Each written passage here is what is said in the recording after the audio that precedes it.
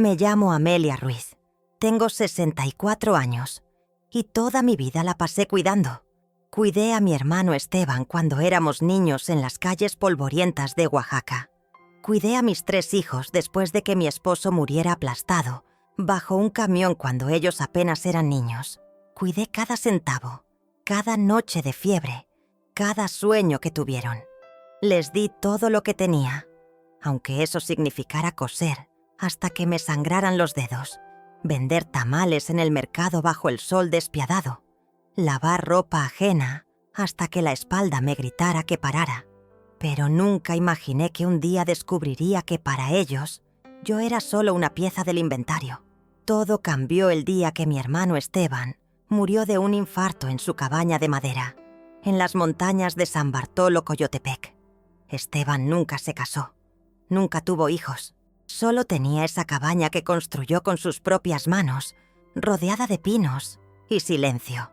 Cuando el notario me llamó para leerme su testamento, sentí que el mundo se detenía. Me había dejado la cabaña, solo a mí. Para mi hermana Amelia, que nunca me abandonó, decía el documento con su letra temblorosa. Lloré durante horas, no por el valor material, que era poco, sino porque Esteban me había visto. Me había visto cuando nadie más lo hacía. Esa tarde reuní a mis 3 hijos en mi casa para contarles. Esperaba palabras de consuelo, tal vez un abrazo. Quizás un «qué lindo gesto, mamá». Pero lo que escuché fue risa. «Óptimo, mamá», dijo Héctor, mi hijo mayor, con una sonrisa torcida. «Ya tenemos que vender a fin de año. Va a dar para dividir bien». Lorena asintió rápidamente. «Es verdad. Ese terreno está cerca de la carretera nueva. Seguro vale algo». Santiago, el menor, soltó una carcajada seca. Por fin algo útil de tío Esteban. Nunca pensé que nos dejaría algo. Me quedé paralizada. Murmuré algo sobre ir por agua y me escondí detrás de la puerta de la cocina. Y seguí escuchando. «¿Crees que mamá nos la deje vender pronto?», preguntó Lorena. «Dale tiempo», respondió Héctor. «Ya sabes cómo se pone con esas cosas sentimentales, pero al final va a entender. Ella no necesita una cabaña en medio de la nada. Además», agregó Santiago, «nosotros sí tenemos gastos reales. Mamá ya está grande. ¿Qué vas a hacer con eso?». Esa noche no dormí. Me quedé sentada en el borde de mi cama, mirando la luna, y sentí algo que nunca antes había sentido. Una soledad profunda, fría, definitiva. Entendí mi papel en esa historia. Para ellos, yo ya no era su madre. Era una fuente de recursos, una anciana útil hasta que dejara de serlo. A la mañana siguiente tomé una decisión. Fui al despacho del abogado y le pedí redactar un nuevo testamento. Cuando yo muriera, la cabaña no sería para mis hijos. Sería donada a la escuela rural de San Bartolo, Coyotepec, para que los niños del pueblo tuvieran un espacio donde aprender carpintería, arte y oficios, tal como Esteban hubiera querido. Guardé ese secreto como quien guarda un último suspiro. Seguí mi vida, cocinando, limpiando, cuidando a mis nietos cuando me lo permitían. Pero algo en mí había cambiado. Empecé a escribir cartas. Cartas para Esteban, cartas para mí misma, cartas que dejaba dentro de la cabaña cada vez que iba a limpiarla. Les hablaba de gratitud, de memoria, de lo que significa el amor sin cálculo. Mis hijos nunca volvieron a mencionar la cabaña. Supongo que confiaban en que, tarde o temprano, sería suya. 6 meses después de firmar el testamento, mi corazón comenzó a fallar. Los médicos dijeron que era cuestión de tiempo. Mis hijos vinieron más seguido, preocupados, atentos, pero yo sabía que también estaban calculando. Lo veía en sus miradas cuando revisaban papeles en mi escritorio, cuando preguntaban inocentemente sobre mis trámites legales. Cuando morí, tranquila, en mi cama, con el rosario entre las manos, ellos lloraron. Sé que me quisieron a su manera, pero también sé que días después se reunieron con el abogado esperando heredar la cabaña. Lo que encontraron fue un documento legal que decía: la propiedad ubicada en San Bartolo, Coyotepec, será donada en su totalidad a la Escuela Rural Benito Juárez. El shock fue total. Héctor gritó. Lorena lloró de rabia. Santiago no dijo nada, solo miró al abogado con ojos vidriosos. Pero lo peor vino después. Cuando finalmente visitaron la cabaña, encontraron las cartas. Docenas de cartas escritas por Esteban para mí, hablando de nuestra infancia, de cómo yo lo cuidé, de cómo nunca me juzgó. Y al final, una carta mía, escrita a mano, con tinta azul, sobre la mesa de madera que Esteban talló con sus propias manos. Decía: ustedes querían vender, yo preferí donar. Que aprendan el valor de lo que nunca tuvieron. Respeto. No los culpo, pero tampoco los puedo perdonar en vida. Tal vez Dios lo haga por mí. Cuiden a sus hijos mejor de lo que me cuidaron a mí. Y recuerden, lo que se siembra, se cosecha. Con amor eterno, pero con dignidad hasta el final. Su madre, Amelia. Ahora mis hijos cargan, cada uno a su modo, con el peso de haber visto a su madre solo como una herencia pendiente. Esa cabaña es ahora un taller donde los niños aprenden a trabajar la madera, a valorar lo hecho a mano, a entender que hay cosas que no se venden. Yo ya no estoy, pero mi voz sigue ahí, en cada tabla, en cada carta, en cada lección que esos niños reciben, porque al final, la única herencia que vale la pena dejar no es lo que tienes, sino lo que significas. Y yo quise significar dignidad. ¿Lograrán mis hijos entender la lección? ¿Podrán perdonarse a sí mismos? ¿O vivirán para siempre con el peso de haber descubierto demasiado tarde el valor de lo que perdieron? Esta es mi historia. La historia de una madre que eligió el respeto por encima del amor ciego. Y de 3 hijos que aprendieron, cuando ya era demasiado tarde, que algunas cosas no tienen precio. Me llamo Amelia Ruiz. Tengo 64 años. Y si alguien me preguntara cuál es el sonido que mejor define mi vida, diría sin dudar: el de las manos trabajando. Manos amasando, cosiendo, limpiando, cuidando. Manos que nunca pararon, ni siquiera cuando el cansancio me pedía a gritos que lo hiciera. Nací en Oaxaca, en el barrio de Xochimilco, en una casa de adobe con techo de teja que mi padre construyó con sus propias manos. Mi infancia olía a cal, a tierra mojada después de la lluvia, y a los tamales de frijol que mi madre preparaba cada domingo para vender en el mercado de Tlacolula. Éramos pobres, pero de esa pobreza digna que no pide disculpas. Mi padre trabajaba como albañil, y mi madre, además de cocinar, lavaba ropa ajena en el lavadero comunal. Yo era la mayor de 2 hermanos. El otro era Esteban, 3 años menor que yo. Un niño flaco y callado, que siempre andaba con las rodillas raspadas y una sonrisa tímida que iluminaba incluso los días más grises. Esteban era especial, no porque fuera más inteligente o más guapo que otros niños, sino porque tenía esa capacidad rara de ver belleza en lo simple. Recogía maderas viejas de la calle y tallaba figuras, pájaros, estrellas, cruces pequeñas que luego me regalaba con solemnidad. «Para ti, Amelia», me decía, y yo las guardaba como tesoros. Nunca se quejaba, nunca pedía nada. Cuando teníamos solo 2 tortillas para cenar, él me daba la mitad de las suyas sin que nadie se lo pidiera. Crecimos así, entre el polvo de las calles sin pavimentar y el olor del copal que quemaban en la iglesia de Santo Domingo. Nuestros padres nos enseñaron a trabajar duro, a no robar, a no mentir y a ayudar al que lo necesitara aunque uno tuviera poco.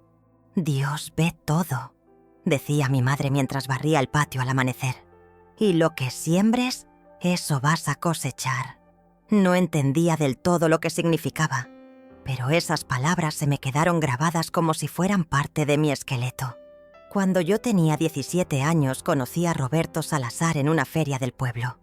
Él trabajaba como mecánico y tenía esa seguridad tranquila de los hombres que saben hacer cosas con las manos. Me enamoré rápido, con esa inocencia de quien cree que el amor basta para sostener una vida. Nos casamos al año siguiente, en una ceremonia sencilla en la parroquia de San Juan de Dios, con flores de bugambilia, y un vestido blanco que mi madre cosió a mano. Esteban fue mi padrino. Recuerdo que lloró durante la ceremonia, no de tristeza, sino de emoción pura. Los primeros años con Roberto fueron felices. Vivíamos en una casa pequeña cerca del centro de Oaxaca, en una calle empedrada donde los niños jugaban fútbol con pelotas de trapo y las señoras se sentaban en las banquetas a platicar por las tardes. Tuvimos 3 hijos. Héctor, el mayor, nacido cuando yo tenía 20 años, Lorena, que llegó 2 años después, y Santiago, el más pequeño, que nació cuando yo acababa de cumplir 24. Fueron años de poco dinero, pero de muchas risas. Roberto llegaba a casa con las manos manchadas de grasa, pero siempre con una sonrisa y algún dulce escondido en el bolsillo para los niños. Yo cocinaba mole negro, frijoles de la olla y café de olla con canela y piloncillo. Los domingos íbamos a misa en familia y por las noches, antes de dormir, les rezábamos juntos el ángel de la guarda a los niños. Pero la felicidad, descubrí después, es algo frágil que se puede romper en un instante. Roberto murió cuando Héctor tenía 8 años, Lorena 6 y Santiago apenas 4. Fue un accidente absurdo, de esos que no tienen explicación. Estaba reparando un camión en el taller donde trabajaba cuando el gato hidráulico falló y el vehículo le cayó encima. Murió en el hospital 3 horas después, sin que yo pudiera llegar a tiempo para decirle adiós. Recuerdo que cuando me dieron la noticia, no grité, no lloré de inmediato. Solo me senté en una silla de plástico en la sala de espera y miré el piso de mosaico blanco, pensando que esto no podía estar pasando, que en cualquier momento alguien vendría a decirme que había sido un error. Pero no fue un error. El entierro fue una procesión larga y silenciosa. Mis hijos no entendían bien qué estaba pasando. Santiago me preguntaba cada 10 minutos, ¿cuándo va a regresar papá? Y yo no sabía qué responderle. Esteban estuvo conmigo todo el tiempo, callado como siempre, pero su presencia era un ancla que me impedía hundirme por completo. Después del entierro, cuando todos se fueron, él se quedó sentado conmigo en la cocina hasta que amaneció, sin decir nada, solo tomándome la mano. Los meses que siguieron fueron los más duros de mi vida. No teníamos ahorros. La pensión de Roberto era miserable. Tuve que aprender a sobrevivir. Empecé a coser ropa para las vecinas, a hacer tamales y atole para vender en el mercado, a lavar y planchar ajeno. Mis manos se llenaron de callos, de cortadas, de quemaduras, pero no podía parar. Tenía 3 bocas que alimentar, 3 niños que vestir, 3 futuros que no podía dejar caer. Esteban me ayudaba como podía. A pesar de que él también tenía su propio taller de carpintería, siempre encontraba tiempo para arreglar algo en mi casa, para traerme verduras del mercado, para jugar con mis hijos cuando yo estaba demasiado cansada. Nunca me pidió nada a cambio. Nunca me hizo sentir que era una carga. «Eres mi hermana», me decía cuando yo trataba de agradecerle. «No tienes que darme las gracias por nada». Los años pasaron así, entre el trabajo y el cansancio, entre las noches de insomnio y las mañanas tempranas. Mis hijos crecieron. Héctor se volvió serio y ambicioso, siempre con planes grandes y palabras seguras. Lorena era más práctica, calculadora, siempre buscando la manera de sacar ventaja de las situaciones. Santiago, el menor, era el más relajado, pero también el más distante. Los 3 estudiaron, gracias a las becas que conseguí y a las horas extra que trabajé. Los 3 hicieron carreras universitarias. Los 3 lograron lo que yo nunca pude lograr. Una vida estable, con trabajos formales, con casas propias, con un futuro que no dependía del día a día. Pero algo se perdió en el camino. No sabría decir exactamente cuándo, pero en algún momento dejaron de verme como su madre y empezaron a verme como alguien que ya había cumplido su función. Las visitas se hicieron menos frecuentes, las llamadas más cortas.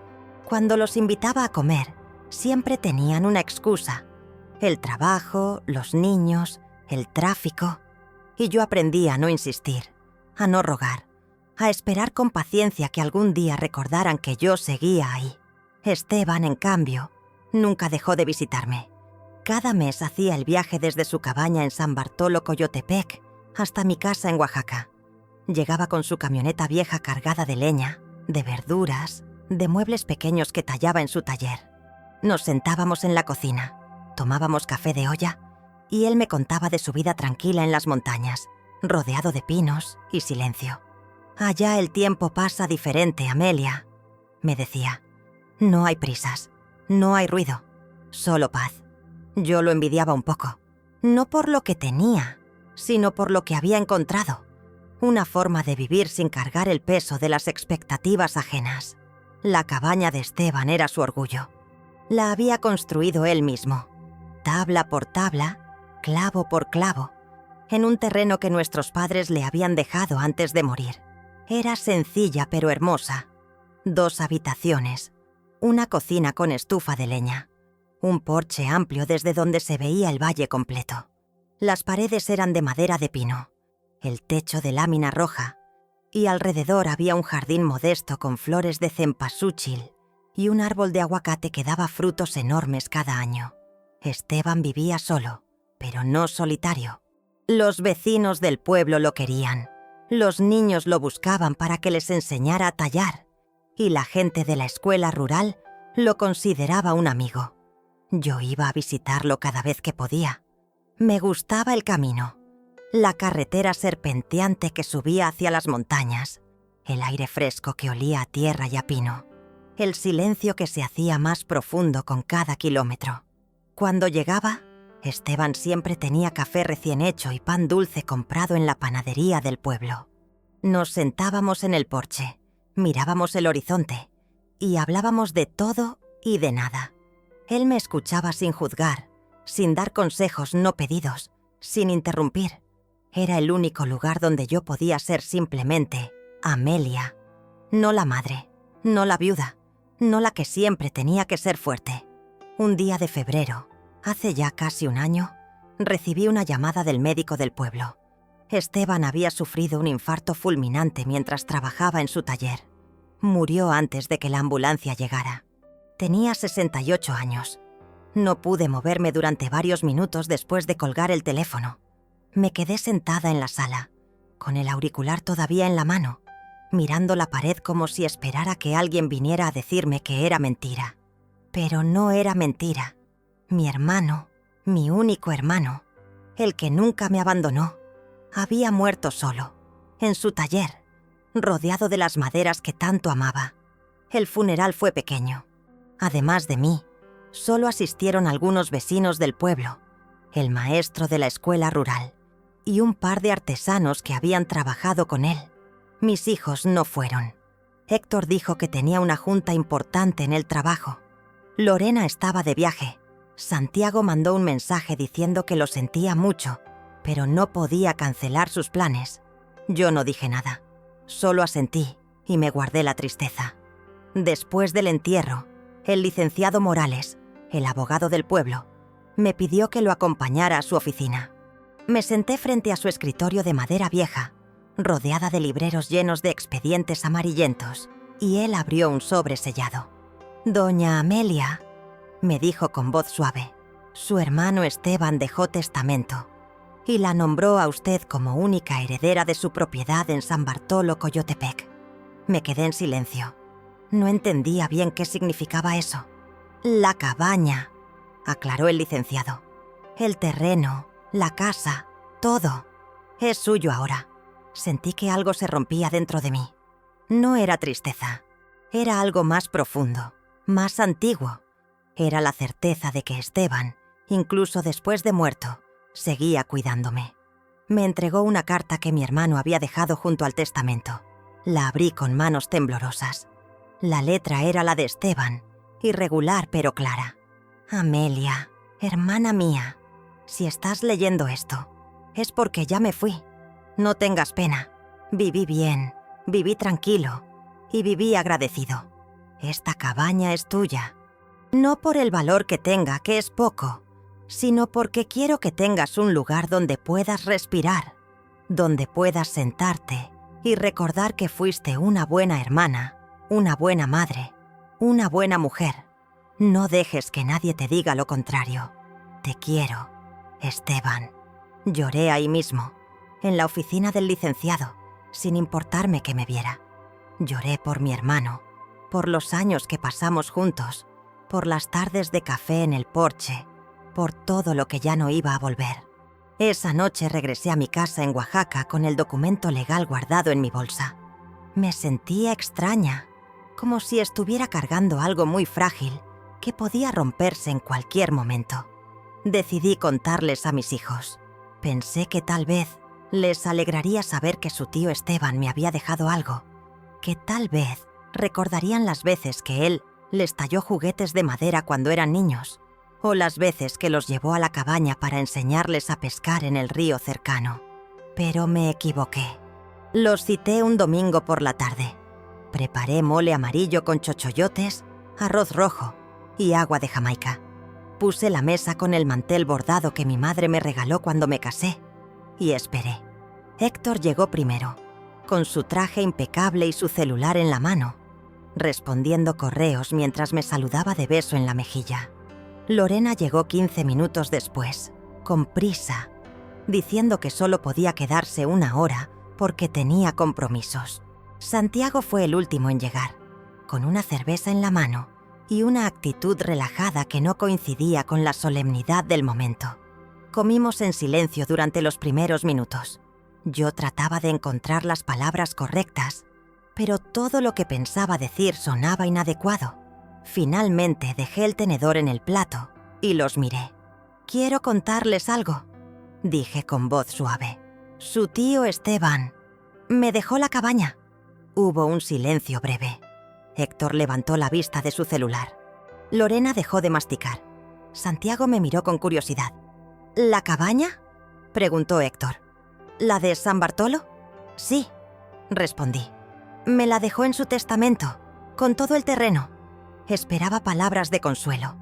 Esperaba que me preguntaran cómo me sentía, si estaba triste, si necesitaba compañía para ir a verla. Pero lo que escuché fue una risa corta, seca, casi involuntaria. Fue Héctor quien se rió primero.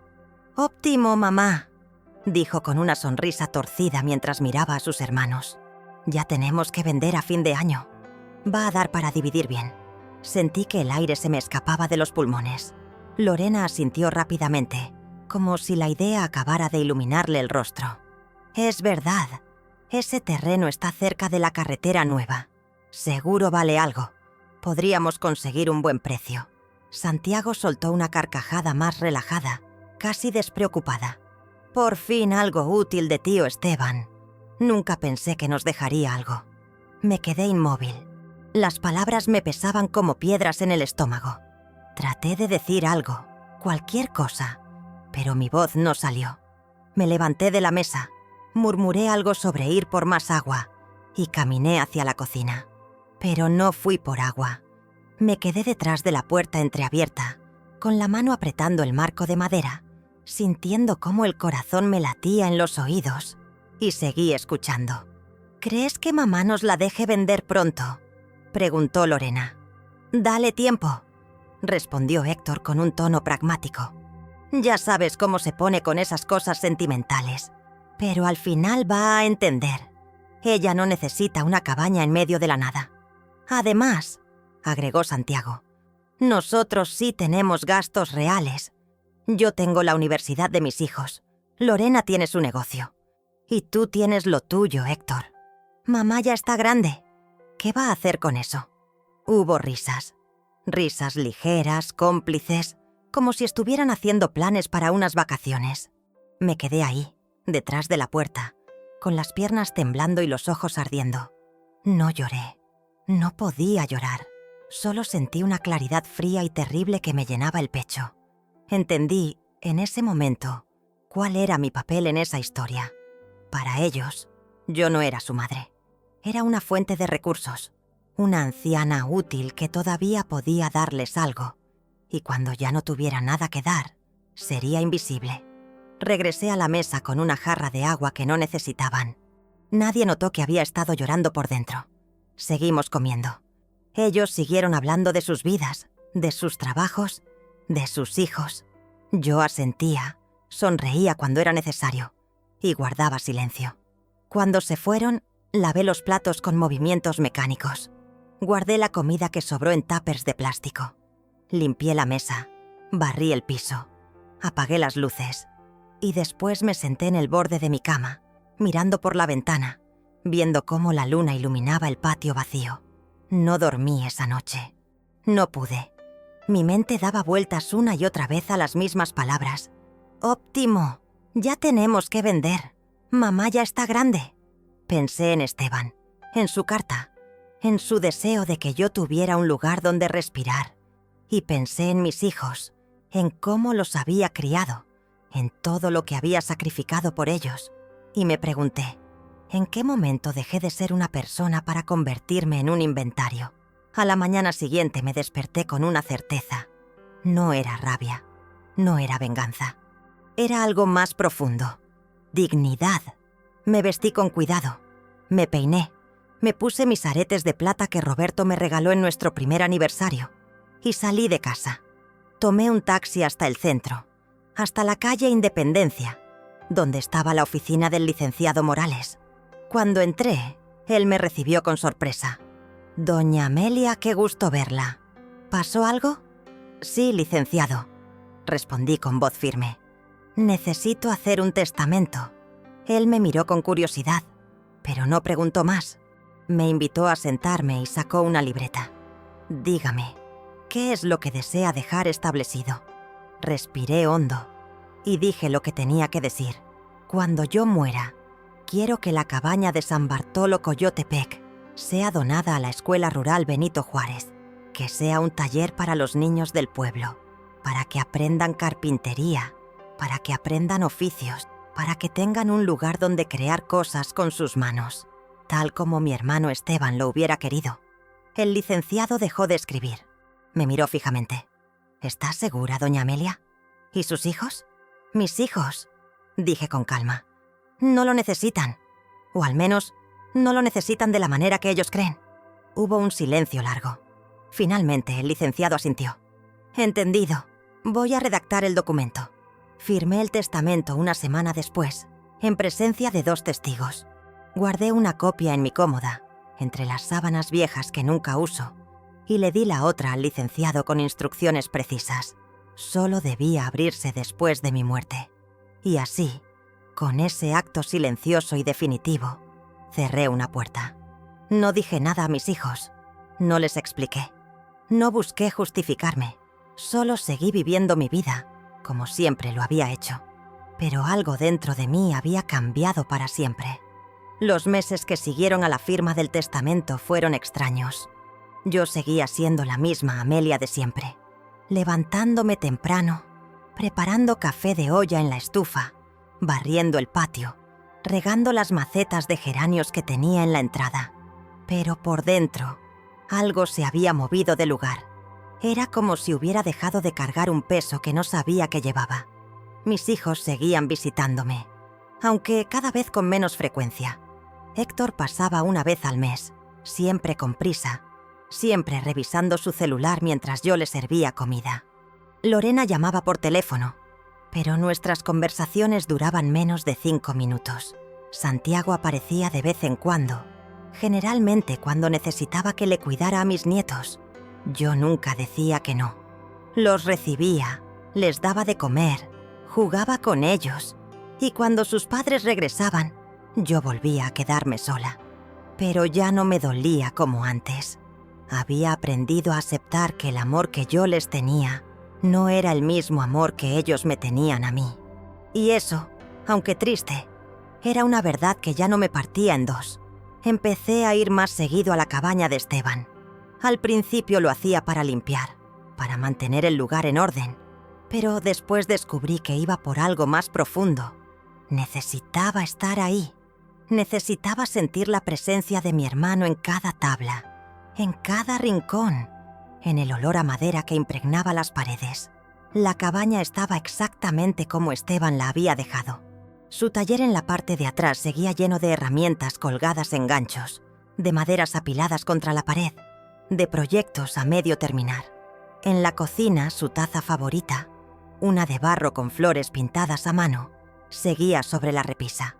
En su habitación, la cama estaba tendida con cobijas de lana gruesa, y en la mesita de noche había una Biblia vieja con las esquinas dobladas y un rosario de madera.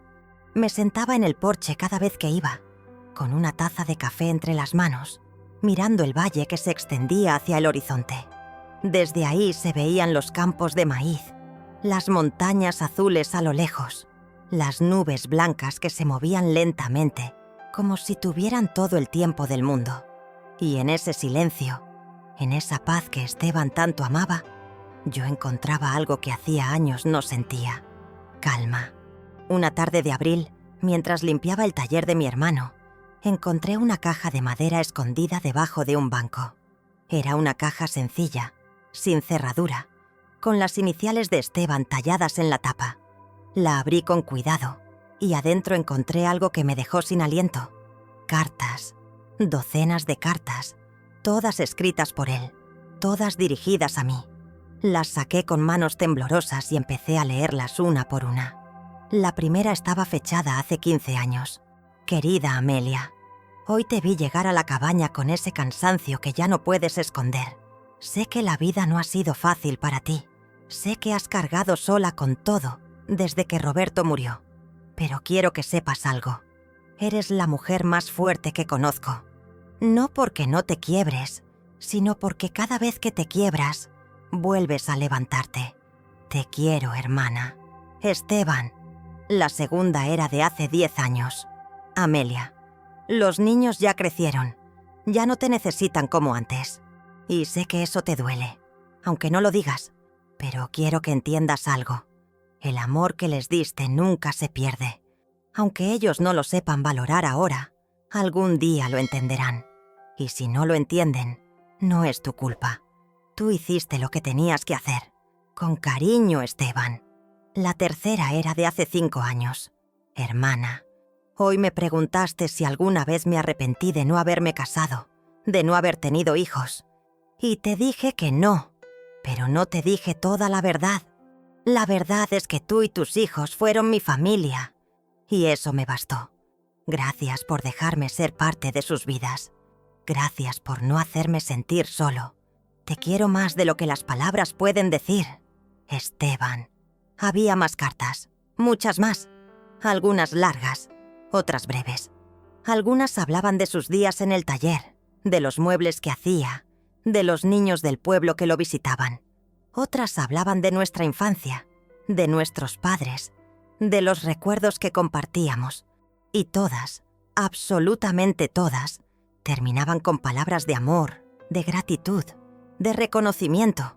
Lloré durante horas sentada en el piso del taller, rodeada de esas cartas, sintiendo que mi hermano seguía hablándome desde algún lugar lejano. ¿Por qué nunca me las dio en vida? ¿Por qué las guardó? Entonces entendí. Esteban era así, callado, discreto, incapaz de decir en voz alta lo que sentía. Prefería escribirlo, guardarlo, dejarlo para cuando ya no estuviera. Como si quisiera que yo supiera, después de su muerte, que él sí me había visto, que él sí había valorado todo lo que yo había hecho. Esa noche, de regreso a mi casa en Oaxaca, decidí empezar a escribir mis propias cartas, no para enviarlas a nadie, sino para dejarlas ahí, en la cabaña, como un diálogo silencioso entre mi hermano y yo. Escribí sobre mi dolor, sobre mi soledad, sobre la decepción que sentía con mis hijos. Escribí sobre la decisión que había tomado de donar la cabaña. Escribí sobre el miedo que tenía de morir sin que nadie entendiera por qué había hecho lo que hice. Y cada vez que iba a la cabaña, dejaba una carta nueva sobre la mesa de madera que Esteban había tallado con sus propias manos. Mientras tanto, mi salud empezó a deteriorarse. Al principio fueron cosas pequeñas: cansancio, falta de aire, dolores en el pecho que venían y se iban. Yo los ignoraba, pensando que era solo la edad, el peso de los años acumulándose en el cuerpo. Pero una mañana de junio, Mientras barría el patio, sentí un dolor tan fuerte en el pecho que tuve que sentarme en el suelo. No podía respirar. El mundo se volvió borroso. Logré llegar a la casa de la vecina, la señora Conchita, que llamó a la ambulancia. Me llevaron al Hospital General de Oaxaca. Los médicos me hicieron estudios, me conectaron a máquinas, me hicieron preguntas que apenas podía responder. Después de 2 días de análisis, un cardiólogo joven con lentes gruesos entró a mi habitación y me dio el diagnóstico: insuficiencia cardíaca avanzada. Mi corazón estaba fallando. ¿Cuánto tiempo tengo?, le pregunté con calma. Él dudó. Miró las gráficas en su portapapeles. Es difícil decirlo con exactitud, señora Ruiz. Depende de muchos factores. Pero si seguimos el tratamiento adecuado, podríamos ganar algunos meses. Tal vez 1 año. Asentí. No lloré. No grité. Solo asentí. Llamaron a mis hijos. Los 3 vinieron al hospital, preocupados, pálidos, con ojeras que no les conocía. Héctor llegó primero, con su traje arrugado y cara de no haber dormido. Lorena llegó después, llorando antes de entrar a la habitación. Santiago fue el último, con una expresión seria que no le había visto desde que era niño. Se sentaron alrededor de mi cama, me tomaron las manos, me preguntaron cómo me sentía, qué habían dicho los doctores. Yo les expliqué con voz tranquila. Les dije que mi corazón estaba cansado, que los médicos harían lo posible, pero que tenían que estar preparados. Lorena sollozó. No, mamá, no digas eso. Te vas a poner bien, vas a ver. Héctor apretó mi mano. Vamos a conseguir los mejores doctores, lo que sea necesario. Santiago solo me miraba en silencio, con los ojos brillantes. Yo sonreí. Les agradecí. Les dije que no se preocuparan demasiado, que todos nos vamos algún día y que yo ya había vivido lo que tenía que vivir. Pero por dentro me preguntaba, ¿estarán aquí por mí o por lo que creen que voy a dejarles? Me dieron de alta 1 semana después con una lista de medicamentos y recomendaciones estrictas. Nada de esfuerzos, dieta baja en sal, reposo. Mis hijos se organizaron para cuidarme. Héctor contrató a una enfermera que iba a mi casa 3 veces por semana. Lorena me traía comida preparada cada viernes. Santiago pasaba los domingos conmigo, aunque casi no hablábamos. Al principio pensé que tal vez esto era lo que necesitábamos, una crisis que nos obligara a estar juntos otra vez. Pero pronto me di cuenta de que algo no estaba bien. Un día, mientras la enfermera me tomaba la presión, escuché a Héctor y Lorena hablando en la sala. Yo estaba en mi cuarto con la puerta entreabierta. ¿Ya hablaste con el abogado?, preguntó Lorena en voz baja. Todavía no, respondió Héctor. Pero voy a hacerlo pronto. Necesitamos saber qué tiene mamá a su nombre. La casa, la cabaña, cualquier cuenta de banco. Hay que ser delicados, Héctor. No queremos que piense que estamos siendo interesados. No es ser interesado, Lorena. Es ser prácticos. Mamá no va a durar mucho más. Y es mejor tener todo claro antes de que pase algo. Sentí que el aire se me escapaba otra vez. La enfermera me miró preocupada. «Está bien, doña Amelia». Su presión subió. «Estoy bien». Mentí, solo un poco cansada. Pero no estaba bien. Estaba devastada. Una tarde de agosto, mientras Héctor revisaba papeles en mi escritorio, supuestamente para ayudarme a organizar mis documentos, me atreví a preguntarle algo. «Héctor, ¿te acuerdas de tu tío Esteban?». Él levantó la vista, sorprendido por la pregunta. «Claro, mamá. ¿Por qué? ¿Qué recuerdas de él?». Héctor se encogió de hombros. «No sé. Era callado. Hacía muebles. Vivía en esa cabaña. No hablábamos mucho. ¿Sabes que él te quería? ¿Que siempre preguntaba por ti, por tus hermanos?». Héctor asintió sin mucho interés. «Sí, mamá. Lo sé». «¿Y sabes por qué me dejó la cabaña?». Hubo un silencio incómodo. Héctor dejó los papeles sobre el escritorio. «Supongo que porque era su hermana». «No», dije con voz firme. «Me la dejó porque él sabía lo que significa cuidar. Porque él nunca olvidó lo que yo hice por él cuando éramos niños. porque él entendía el valor de la gratitud. Héctor me miró con una expresión que no supe descifrar. ¿Era culpa? ¿Era incomodidad? Mamá, ¿a dónde quieres llegar con esto?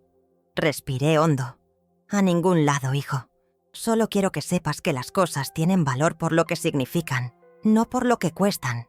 Él asintió, pero vi en sus ojos que no había entendido nada. Los meses pasaron.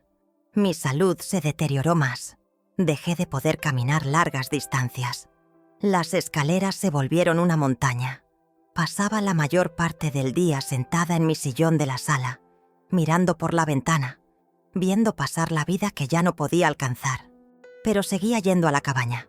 Aunque fuera en taxi, aunque tuviera que descansar cada 10 minutos, yo seguía yendo. Porque ahí me sentía cerca de Esteban. Ahí me sentía en paz. Y seguía escribiendo cartas. En una de ellas escribí: Esteban, hermano mío, los niños no entienden. Y tal vez nunca entiendan. Pero yo ya no puedo seguir esperando que cambien. He decidido que la cabaña será para otros niños, para los del pueblo, para los que sí pueden aprender lo que mis hijos no aprendieron. Espero que no estés enojado conmigo.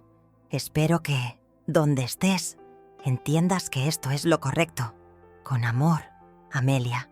Una noche de octubre, estaba acostada en mi cama cuando escuché voces en la sala. Eran mis 3 hijos, hablando en voz baja, pero no lo suficientemente baja. «Tenemos que hablar con ella sobre el testamento», dijo Lorena. «Ya pasaron meses y no sabemos nada». «Es incómodo, Lorena», respondió Santiago. «No podemos llegar y preguntarle, ¿qué nos vas a dejar?» «No es incómodo, es necesario», intervino Héctor con tono autoritario. «Mamá no está bien. Podría pasar cualquier cosa. Y nosotros tenemos derecho a saber qué va a pasar con sus cosas». Hubo un silencio. «¿Creen que la cabaña valga mucho?», preguntó Santiago. «No lo sé», respondió Héctor. «Pero el terreno sí. He estado investigando. La zona se está desarrollando. Hay planes para una carretera nueva. Si vendemos en el momento correcto, podríamos sacar una buena cantidad». «¿Y si mamá no quiere vender?», preguntó Lorena. «Mamá no va a estar para decidir», dijo Héctor con frialdad. «Por eso necesitamos saber qué dice el testamento». Cerré los ojos. Ya no sentía dolor, solo una tristeza profunda, antigua, como si viniera de un lugar muy lejano. Al día siguiente los llamé a los 3. Les pedí que se sentaran en la sala. Ellos me miraron con expectativa, pensando que finalmente iba a hablar del tema que tanto les preocupaba. «Quiero decirles algo», empecé con voz suave. «Sé que están preocupados por mi salud. Sé que están pensando en el futuro. Y quiero que sepan que yo también lo he pensado». Héctor se inclinó hacia adelante. «Mamá, no tienes que explicarnos nada. Solo queremos que estés tranquila». «Lo estoy», dije. «Estoy muy tranquila, porque ya tomé las decisiones que tenía que tomar». Lorena frunció el ceño. «¿Qué decisiones?» «Sobre la cabaña», dije con calma. «Sobre lo que va a pasar con ella cuando yo me vaya». Hubo un silencio tenso. Los 3 me miraban fijamente. «Ya hice mi testamento», continué. «Ya está todo en orden. Y cuando llegue el momento, ustedes van a saber lo que decidí». «¿Y no puedes decirnos ahora?», preguntó Héctor con un tono que trataba de sonar casual, pero que no lo era. «No», respondí. «Prefiero que lo sepan después». Vi la frustración en sus rostros. Vi cómo se miraban entre ellos, buscando respuestas que yo no iba a darles. «Mamá», dijo Lorena con voz dulce, «solo queremos lo mejor para ti. Y para nosotros también. Somos tu familia». Sonreí. Una sonrisa triste, cansada. «Lo sé, hija, lo sé». Pero por dentro pensaba, si fueran mi familia de verdad, no estarían contando los días para ver qué les toca. Las semanas siguientes fueron las más difíciles. Mi cuerpo se debilitaba cada día más. Los medicamentos ya no hacían mucho efecto. Los médicos me dijeron que era cuestión de tiempo. Tal vez semanas, tal vez días. Mis hijos estaban más presentes que nunca. Pero yo sabía por qué. No era amor, era ansiedad. Era esa urgencia de estar ahí cuando llegara el final. de asegurarse de que no se les escapara nada. Una tarde, mientras Lorena me ayudaba a tomar mi sopa, le pregunté: «Lorena, ¿tú crees que fui buena madre?». Ella me miró sorprendida. «Claro que sí, mamá». «¿Por qué preguntas eso?». «Porque a veces siento que no lo fui, que tal vez debí hacer las cosas de otra manera». «No digas eso», dijo ella rápidamente. «Fuiste la mejor madre que pudimos tener». Asentí, pero sus palabras sonaban huecas, como algo que se dice porque hay que decirlo, no porque se sienta. Una noche de noviembre tuve un sueño. Soñé que estaba en la cabaña de Esteban, sentada en el porche, mirando el valle. Mi hermano estaba sentado a mi lado, tallando una figura de madera. No hablábamos, solo estábamos ahí, juntos, en silencio. De pronto, él dejó de tallar y me miró. «Ya casi es hora, Amelia», me dijo con su voz suave. «Lo sé», respondí. «¿Estás en paz?». Pensé en la pregunta, y después de un largo silencio, asentí. «Sí, estoy en paz». Esteban sonrió. «Entonces todo está bien». Desperté con lágrimas en los ojos, y supe que mi hermano tenía razón. Todo estaba bien, porque yo había hecho lo que tenía que hacer. Había cerrado el círculo, había honrado su memoria, y había tomado la única decisión que me dejaba dormir tranquila. 2 semanas después, una madrugada de diciembre, mientras dormía en mi cama con el rosario entre las manos, mi corazón dejó de latir. Morí tranquila, sin dolor, sin miedo, solo con la certeza de que, al final, había elegido la dignidad por encima de la complacencia. Y que eso, aunque mis hijos no lo entendieran, era lo único que realmente importaba. Cuando murió Amelia Ruiz, sus 3 hijos organizaron un funeral discreto en la parroquia de San Juan de Dios. Hubo flores, rezos, palabras bonitas. La gente del barrio asistió. Algunas vecinas lloraron. Y el padre Ramiro dio una homilía sobre la bondad y el sacrificio. Héctor, Lorena y Santiago lloraron frente al ataúd. Tal vez lloraban de verdad. Tal vez lloraban por todo lo que nunca le dijeron, por todo lo que nunca valoraron. Pero también lloraban, aunque no lo admitieran, por lo que creían que iban a heredar. Una semana después del entierro, los 3 se reunieron en la oficina del licenciado Morales para la lectura del testamento. Llegaron puntuales, vestidos de negro, con rostros serios pero expectantes. El licenciado los recibió con una solemnidad que no presagiaba nada bueno. Los invitó a sentarse y abrió un sobre sellado. «Señores», comenzó. Su madre dejó instrucciones muy claras respecto a sus bienes. Héctor se aclaró la garganta. «Entendemos, licenciado. Estamos listos para escuchar». El abogado empezó a leer. «La casa ubicada en la calle Mina, 42, centro de Oaxaca, será dividida en partes iguales entre mis 3 hijos, Héctor, Lorena y Santiago Salazar Ruiz». Los 3 asintieron. Eso ya lo esperaban. «Las cuentas bancarias y los ahorros serán igualmente divididos entre los 3. Bien, todo iba según lo esperado. Y en cuanto a la propiedad ubicada en San Bartolo, Coyotepec, los 3 se inclinaron hacia adelante. «Será donada en su totalidad a la Escuela Rural Benito Juárez, para ser utilizada como taller de carpintería y oficios para los niños del pueblo». Hubo un silencio sepulcral. «¿Qué?», preguntó Héctor con voz temblorosa. «¿Donada?», repitió Lorena incrédula. Santiago solo miraba al abogado con la boca abierta. «Así es», confirmó el licenciado. «La señora Amelia firmó este testamento hace varios meses, de su puño y letra, en pleno uso de sus facultades mentales. Pero eso no puede ser», dijo Héctor levantándose de la silla. «Esa propiedad era suya. Nosotros somos sus herederos legales. Y lo son», respondió el licenciado con calma. «De la casa y de las cuentas bancarias. Pero la cabaña era su propiedad personal, y ella tenía todo el derecho de disponerla como quisiera». Lorena empezó a llorar, pero no eran lágrimas de tristeza. Eran lágrimas de rabia, de impotencia. «No es justo», sollozó. «Nosotros somos sus hijos. ¿Cómo pudo hacernos esto?». El licenciado no respondió. Solo les extendió una copia del testamento. Héctor lo tomó con manos temblorosas. Lo leyó 1, 2, 3 veces y entonces lo arrojó sobre el escritorio. «Esto no se va a quedar así», dijo con voz fría. «Vamos a impugnarlo. Pueden intentarlo», respondió el abogado. «Pero les advierto que el testamento es completamente válido. No hay forma de revertirlo». Los 3 salieron de la oficina en shock. No hablaron en el camino. Cada uno estaba perdido en sus propios pensamientos, en su propia rabia, en su propia decepción. Pasaron días antes de que se atrevieran a ir a la cabaña.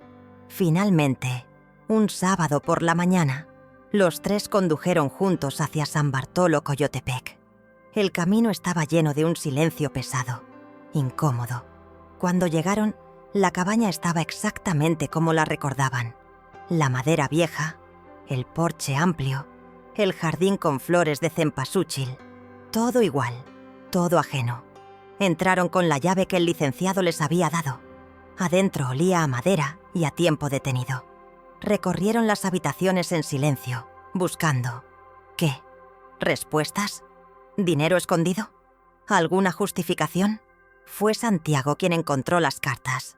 Estaban en el taller, apiladas sobre la mesa de madera que Esteban había tallado.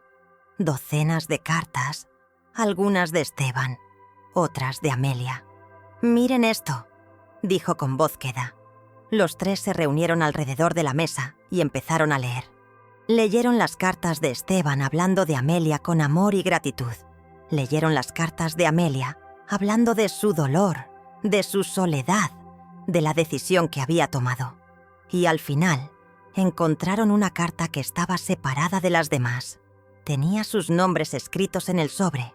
Para Héctor, Lorena y Santiago.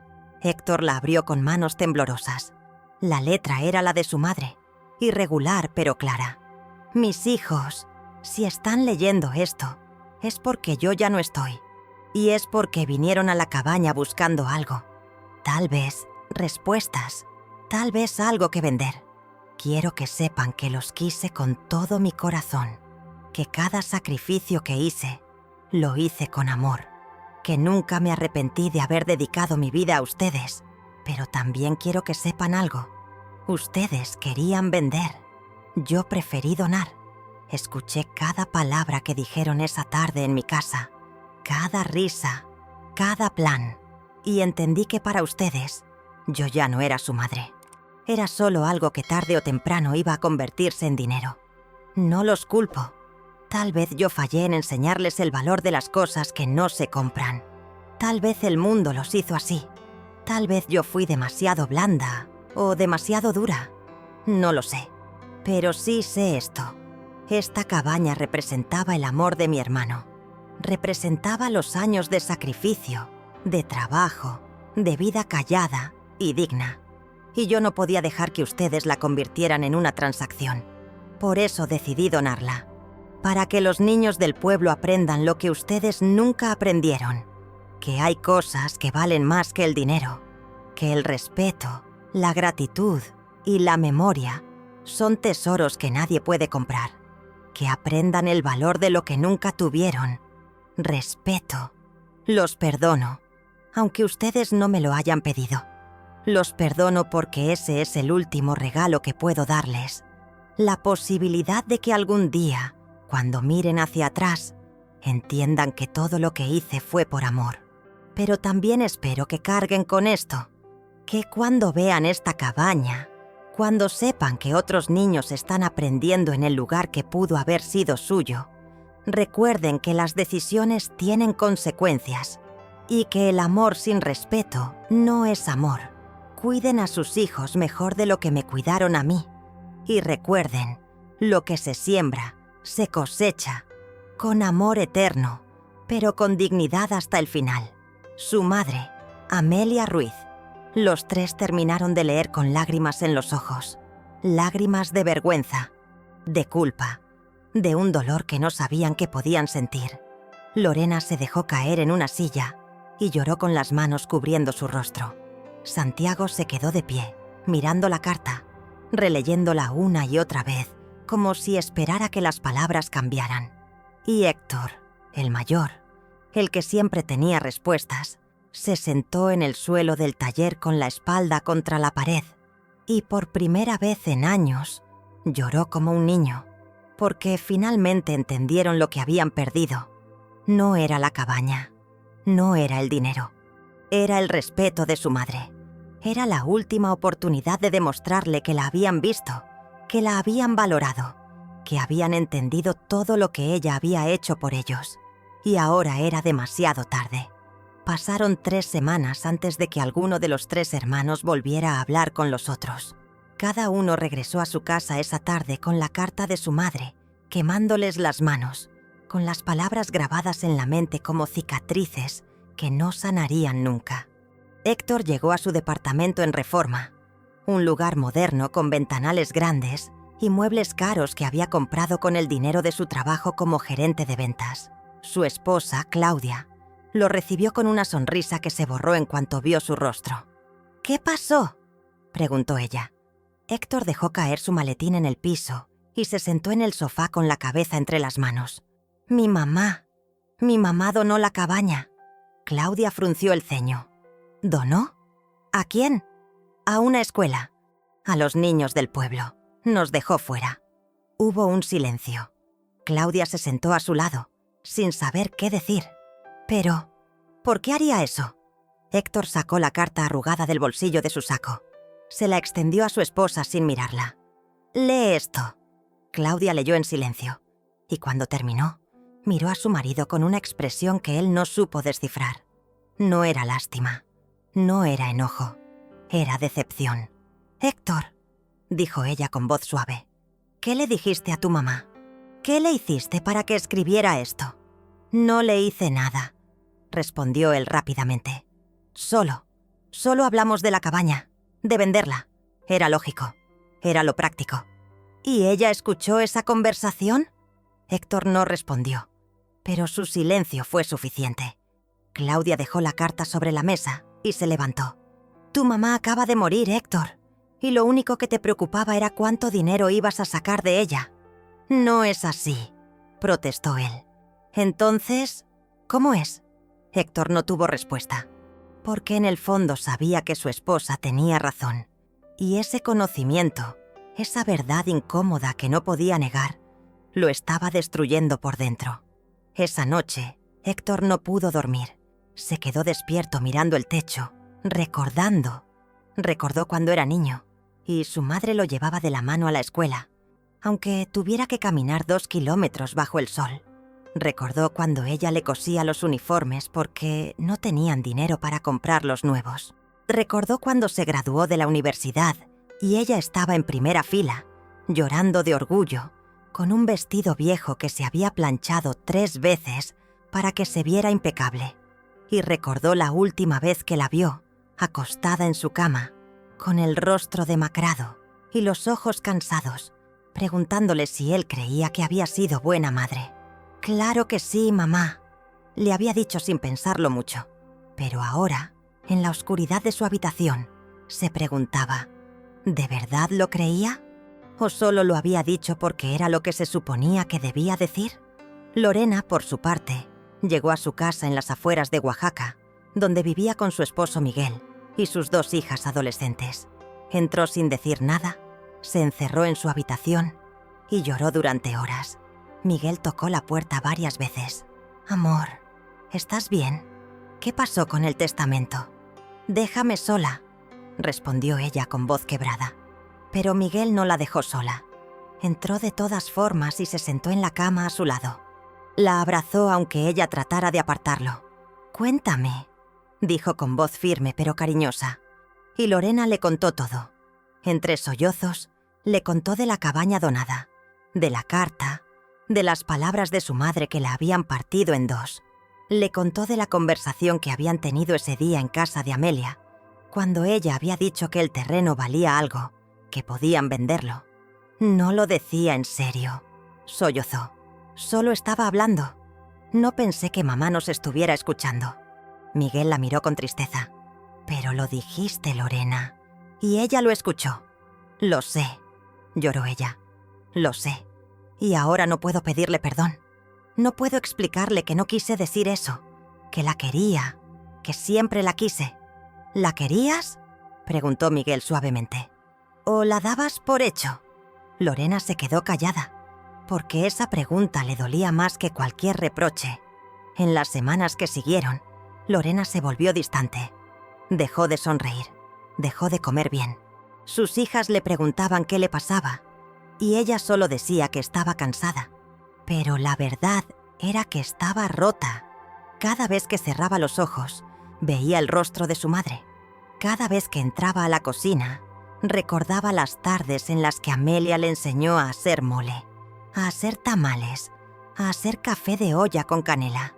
Y se preguntaba, ¿cuándo dejé de valorarla? ¿Cuándo empecé a verla como un estorbo? Una noche, mientras cenaba con su familia, su hija mayor, Sofía, le preguntó, «Mamá, ¿es verdad que la abuela donó la cabaña del tío Esteban?» Lorena levantó la vista del plato, sorprendida. «¿Cómo sabes eso?» «Escuché a papá hablando por teléfono». Hubo un silencio incómodo. Lorena no sabía qué decir. «Sí», respondió finalmente. «Es verdad». «¿Y por qué lo hizo?» Lorena sintió un nudo en la garganta. Porque quería que otros niños la aprovecharan. Niños que sí iban a valorarla. Sofía frunció el ceño. ¿Y ustedes no la valoraban? Lorena no pudo responder. Solo se levantó de la mesa, se disculpó y se fue a su habitación. Porque esa pregunta, tan simple, tan inocente, contenía la verdad más dolorosa de todas. No la habían valorado. Ni la cabaña, ni a Esteban, ni a su madre. Y ahora era demasiado tarde para cambiarlo. Santiago, el menor de los tres, llegó a su pequeño departamento en el centro de Oaxaca. Vivía solo desde hacía años, después de 2 matrimonios fallidos y una vida que nunca terminó de armar. Dejó las llaves sobre la mesa, se sirvió un vaso de mezcal y se sentó en el balcón a mirar la ciudad. Las palabras de su madre resonaban en su mente una y otra vez. Que aprendan el valor de lo que nunca tuvieron. Respeto. Santiago siempre se había considerado el hijo relajado, el que no se complicaba la vida, el que dejaba que las cosas fluyeran. Pero ahora, con la carta de su madre en el bolsillo, se daba cuenta de que su actitud no había sido relajación, había sido indiferencia, había sido comodidad. Recordó las veces que su madre lo llamaba y él inventaba excusas para no ir a verla. Recordó las veces que le pidió que cuidara a sus hijos y él aceptaba como si le estuviera haciendo un favor, cuando en realidad ella era la que le hacía el favor a él. Recordó la última vez que la vio en el hospital, cuando le dijo que todo iba a estar bien, sabiendo perfectamente que no era cierto. Y se preguntó, ¿alguna vez le dije que la quería? ¿Alguna vez le agradecí por todo lo que hizo? No recordaba haberlo hecho. Se bebió el mezcal de un trago y se sirvió otro. Y después otro. Pero el alcohol no borraba la culpa. No borraba el peso de las palabras de su madre. Esa noche, Santiago tuvo un sueño. Soñó que estaba en la cabaña de su tío Esteban, sentado en el porche. Su madre estaba ahí, de pie, mirando el valle. Ella se veía joven, saludable, con ese vestido floreado que usaba los domingos cuando iban a misa. «Mamá», le dijo Santiago en el sueño, «perdóname». Ella se giró y lo miró. No con enojo, no con decepción, solo con tristeza. «Ya te perdoné, hijo», le dijo con voz suave. «Pero ahora tienes que perdonarte tú». Santiago despertó con lágrimas en los ojos. Y por primera vez en años, lloró como no había llorado desde que era niño. Los 3 hermanos no se hablaron durante un mes. Cada uno estaba encerrado en su propio duelo, en su propia culpa, en su propio intento de procesar lo que había pasado. Fue Héctor quien finalmente rompió el silencio. Un sábado por la mañana, les mandó un mensaje a Lorena y Santiago. «Necesitamos hablar. Los veo en la cabaña mañana a las 10 a.m». Ninguno respondió. Pero al día siguiente, los 3 estaban ahí. Llegaron por separado, cada uno en su propio auto, cada uno con su propio peso. Se encontraron en el porche de la cabaña, bajo el cielo gris de diciembre, y por un momento no dijeron nada. Finalmente, Héctor rompió el silencio. No sé ustedes, pero yo no he podido dormir desde que leí la carta de mamá. Lorena asintió con los ojos húmedos. Yo tampoco. Santiago miró al suelo. Yo tampoco. Héctor respiró hondo. Creo que tenemos que aceptar algo. Mamá tenía razón. Nosotros no la respetamos, no la valoramos, y ahora tenemos que vivir con eso. Lorena empezó a llorar. Pero no era nuestra intención. No queríamos lastimarla. Solo estábamos pensando en lo práctico. Y ese es el problema, dijo Santiago con voz quebrada. Que siempre pensamos en lo práctico, en lo que nos convenía, y nunca pensamos en ella, en lo que ella sentía, en lo que ella necesitaba. Héctor se sentó en las escaleras del porche. ¿Y ahora qué hacemos? No podemos cambiar lo que pasó. No podemos pedirle perdón. No, dijo Lorena, pero podemos honrar lo que ella quiso. Los tres se miraron. ¿Qué quieres decir?, preguntó Santiago. Quiero decir que mamá donó esta cabaña para que fuera un taller, para que los niños del pueblo aprendieran. Y nosotros podemos ayudar con eso. Podemos asegurarnos de que ese taller funcione, que tenga herramientas, que tenga maestros, que sea lo que mamá quería que fuera. Héctor asintió lentamente. Tienes razón, no podemos cambiar el pasado, pero podemos hacer algo por el futuro. Santiago se limpió las lágrimas. Estoy de acuerdo. Y así los tres hermanos tomaron una decisión. Iban a involucrarse en el proyecto de la escuela. Iban a donar dinero para equipar el taller. Iban a buscar maestros carpinteros que enseñaran a los niños. Iban a asegurarse de que la cabaña de su tío Esteban se convirtiera en lo que su madre había soñado. No era suficiente. Nada sería suficiente para borrar lo que habían hecho. Pero era algo. Era un primer paso hacia el perdón, hacia la redención. 6 meses después, el taller de carpintería de la cabaña de Esteban abrió sus puertas. Había 12 niños del pueblo inscritos, con edades entre 8 y 14 años. El maestro era don Aurelio, un carpintero viejo del pueblo que había trabajado con Esteban en sus últimos años. Héctor, Lorena y Santiago asistieron a la inauguración. Los tres llevaron flores de cempasúchil, las mismas que su madre solía poner en el altar de muertos, y las colocaron en el porche de la cabaña. El director de la escuela rural, un hombre joven llamado Profesor Jiménez, dio un discurso breve pero emotivo. «Esta cabaña», dijo, «es un regalo de la señora Amelia Ruiz, que en paz descanse, una mujer que entendió que la mejor herencia no es lo que dejamos, sino lo que enseñamos. Gracias a ella, estos niños van a aprender un oficio. Van a aprender a trabajar con sus manos. Van a aprender que hay valor en lo que uno crea». Los niños aplaudieron. Los padres de familia aplaudieron. Y Héctor, Lorena y Santiago, de pie al fondo, aplaudieron también, con lágrimas en los ojos. Después de la ceremonia, los tres entraron a la cabaña. Todo estaba limpio, ordenado, lleno de herramientas nuevas y maderas apiladas. En una de las paredes había una placa de bronce que decía «Taller de Carpintería Esteban y Amelia Ruiz», en memoria de 2 hermanos que entendieron el valor del trabajo, la gratitud y el amor. Lorena se acercó a la placa y la tocó con los dedos. «Mira, mamá», susurró. «Lo lograste. Esto es tuyo. Y de tío Esteban». Héctor se limpió las lágrimas con el dorso de la mano. Ojalá pudiéramos decirle que entendimos, que finalmente entendimos. Santiago, que estaba mirando por la ventana hacia el valle, habló sin girarse. «Creo que ella lo sabe». Los años pasaron. El taller se volvió un lugar importante en San Bartolo, Coyotepec.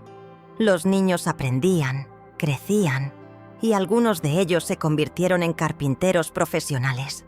Don Aurelio, el maestro, hablaba siempre de Esteban, de cómo él había aprendido de él, de cómo su filosofía era que la carpintería no era solo un oficio, sino una forma de vivir, con paciencia, con respeto, con amor por lo que uno hace.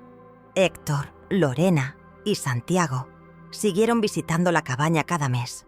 Al principio lo hacían por culpa, pero con el tiempo lo hacían por algo más, porque ahí sentían cerca a su madre, porque ahí podían hablarle sin palabras, porque ahí, en ese lugar que ella había salvado de la venta, ellos encontraban algo que habían perdido hacía mucho tiempo.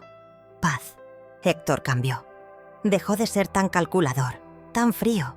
Empezó a pasar más tiempo con sus hijos, a preguntarles cómo estaban, a escucharlos de verdad. Y cuando su hijo mayor cumplió 18 años, Héctor lo llevó a la cabaña y le contó la historia completa.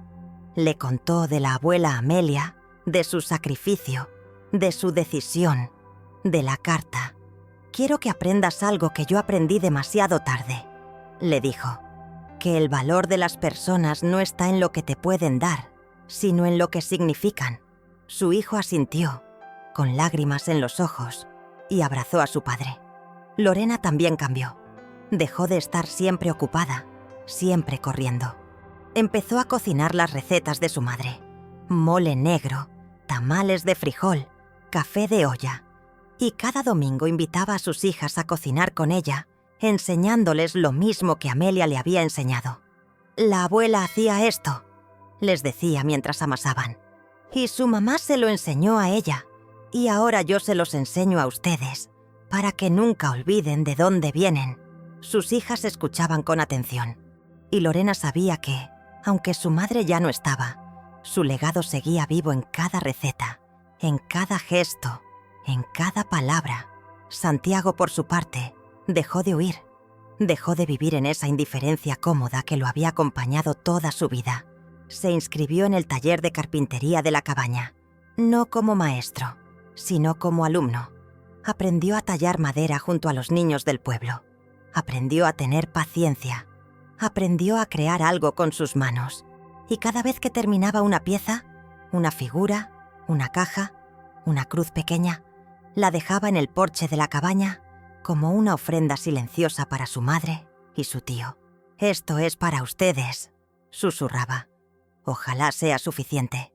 10 años después de la muerte de Amelia, los 3 hermanos se reunieron nuevamente en la cabaña.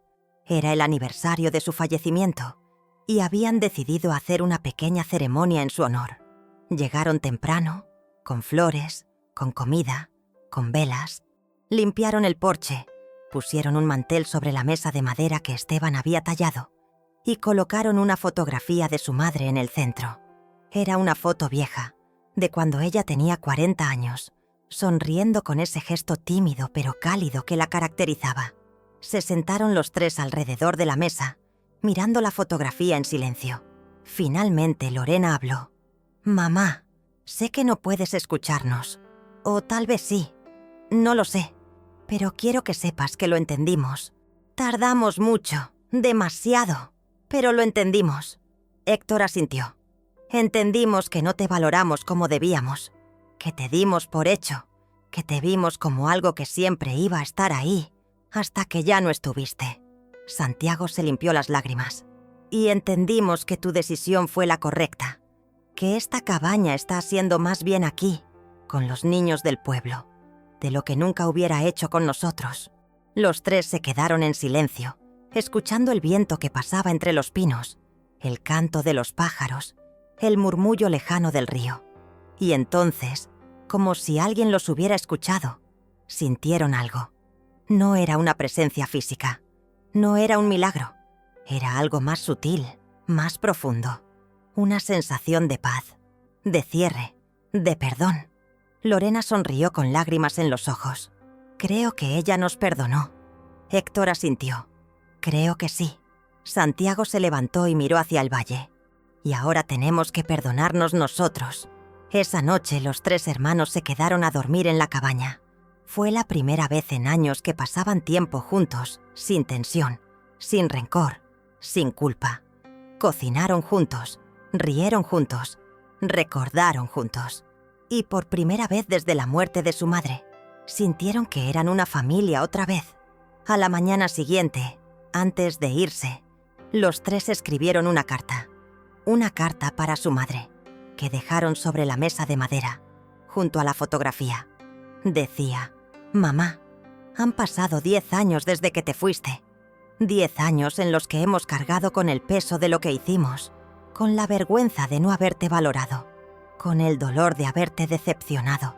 Pero también han sido 10 años de aprendizaje, de cambio, de intentar ser mejores personas, mejores hijos, mejores padres. Gracias por la lección más dura que nos pudiste dar. Gracias por no dejarnos salir con la nuestra. Gracias por enseñarnos, incluso después de tu muerte, lo que significa el respeto. Esta cabaña está viva. Está llena de niños que aprenden, que crean, que crecen. Y cada vez que venimos aquí, te sentimos en cada rincón, en cada tabla, en cada herramienta. No podemos cambiar el pasado, pero estamos tratando de construir un futuro que te hubiera hecho sentir orgullosa. Te queremos, mamá, y te pedimos perdón, no por lo que hicimos, porque eso ya no se puede cambiar, sino por todo lo que no hicimos, por todas las veces que no te dijimos que eras importante, por todas las veces que no te agradecimos. Descansa en paz y perdónanos, si puedes. Con amor eterno y arrepentimiento sincero, Héctor, Lorena y Santiago. Epílogo. Soy Amelia Ruiz. O al menos, lo fui. Ahora solo soy un recuerdo, una fotografía en una mesa de madera, una historia que se cuenta en las noches de noviembre, cuando las familias se reúnen y hablan de los que ya no están. No sé si mis hijos leen esta carta. No sé si alguna vez entenderán completamente por qué hice lo que hice. Pero no importa, porque yo no tomé esa decisión por ellos.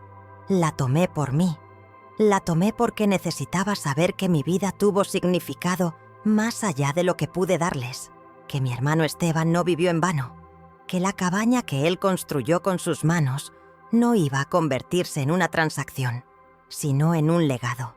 Y lo más importante, la tomé porque necesitaba cerrar mi historia con dignidad, porque sabía que si les dejaba la cabaña, ellos la venderían sin pensarlo 2 veces, y yo no podía permitir eso.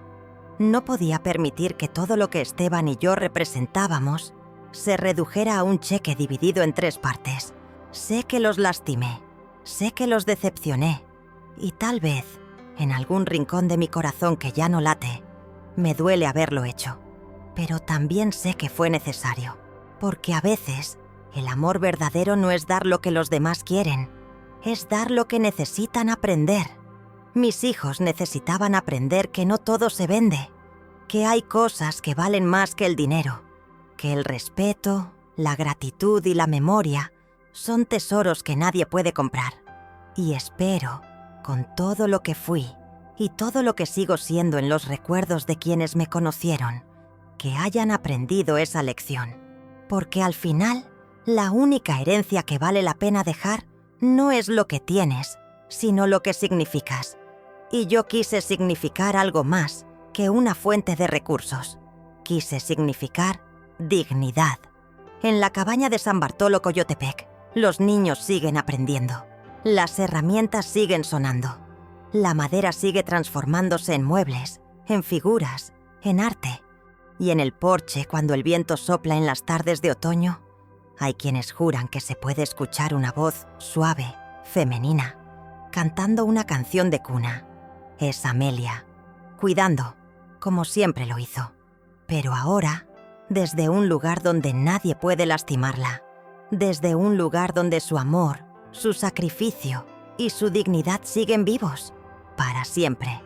Esta es la historia de Amelia Ruiz, una mujer que enseñó la lección más difícil del amor, que a veces, amar de verdad significa no dar lo que otros esperan, sino lo que necesitan aprender. Enseñó que el respeto no se hereda, se gana, que la gratitud no es opcional, es esencial, y que la dignidad, una vez perdida, no se recupera con arrepentimientos tardíos, sino con cambios profundos. Esta historia es para todos aquellos que alguna vez dieron por hecho a alguien que amaban, para todos aquellos que alguna vez midieron el valor de una persona por lo que podían obtener de ella, y para todos aquellos que, como Héctor, Lorena y Santiago, descubrieron demasiado tarde que el verdadero valor de las cosas no está en lo que cuestan, sino en lo que significan, Que la memoria de Amelia y Esteban nos recuerde siempre. Lo que se siembra, se cosecha. Y que nunca olvidemos valorar a quienes nos aman, antes de que sea demasiado tarde. Amén. Descubrí que mi hermano había dejado una cabaña en el interior para mí. Cuando conté, mis hijos apenas rieron. «Óptimo, ya tenemos que vender a fin de año».